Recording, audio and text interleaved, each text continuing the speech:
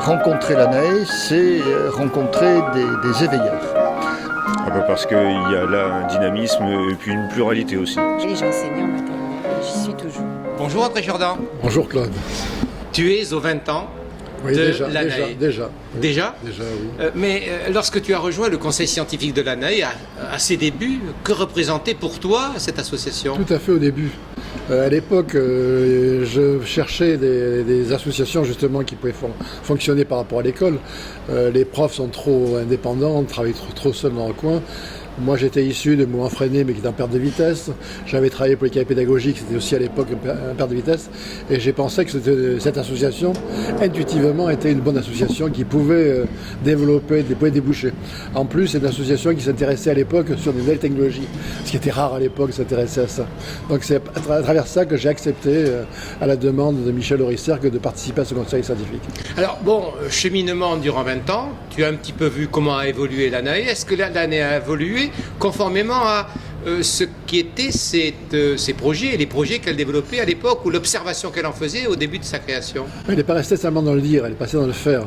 Et chaque année, elle a monté un colloque ou une rencontre, du moins, pour essayer d'aborder différents aspects de l'école, en liaison notamment avec le numérique. Mais pas seulement.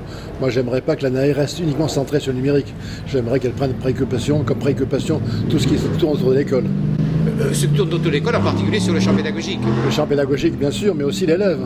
Et la personne de l'élève qui est prise nulle part, qui n'est pas encore au programme. Alors l'élève, aujourd'hui, a besoin d'être pris en compte, notamment parce que souvent, il perd sa confiance en soi, il perd son estime de soi. Et là, il faut la retravailler à l'école. Et c'est cela, apprendre à apprendre ? Alors, apprendre à prendre, c'est autre chose. Ça, c'est le métier d'élève. Ça vient du fait que j'étais un cancre. Et donc, je me demandais pourquoi je ne réussissais pas. Et donc, j'essaie de comprendre pourquoi ça ne marchait pas. J'avais par exemple fait une dissertation, je n'avais pas compris qu'il fallait argumenter.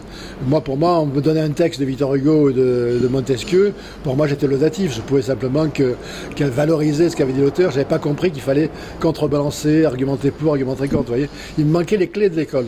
Et donc depuis, j'ai travaillé ceci, qui m'a amené pour moi à réussir, et j'aime bien partager maintenant ces réussites avec les élèves. Et tu penses qu'aujourd'hui encore, beaucoup d'élèves ne savent pas très bien pourquoi ils apprennent ? Ben oui, ça ils ne savent pas, on leur dit de mémoriser, et ils croient que mémoriser c'est uniquement apprendre par cœur, donc c'est forcément en chier au loup, alors que mémoriser c'est simplement engranger, et même si on a des matériels numériques maintenant qui nous permettent facile de numérisation, la mémorisation, on a besoin de mémoriser au moins des savoirs organisateurs pour pouvoir se retrouver dans ce flou d'informations. Quel regard tu portes, toi, sur les 20 ans qui viennent ? J'espère que l'ANAE va continuer à progresser, va pas simplement rester, elle est passée du local au national, maintenant j'espère qu'elle va passer à l'international, et en tant que travailleur en Suisse, j'essaie de la faire connaître aussi en Suisse. Merci beaucoup, André.